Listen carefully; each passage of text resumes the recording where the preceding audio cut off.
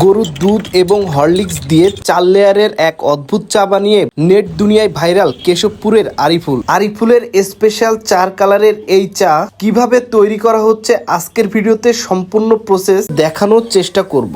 Hi everyone, আপনারা দেখছেন আমি এখন 4 লেয়ারের চা তৈরি করবো। ঠিক আছে, দেখেন কিভাবে 4 লেয়ারের চা তৈরি করতে হয় এই ভিডিওটা দেখলেই বুঝতে পারবেন।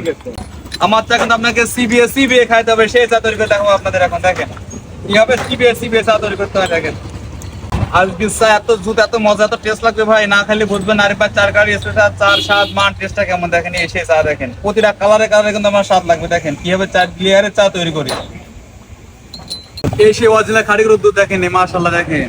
ওয়াও, এত জুত, এত মজা, এত টেস্ট লাগবে। চা খাইতে আজকে না খাইলে বুঝবেন আরিফার 4 কালার স্পেশাল চার স্বাদ মান টেস্টটা কেমন দেখেন।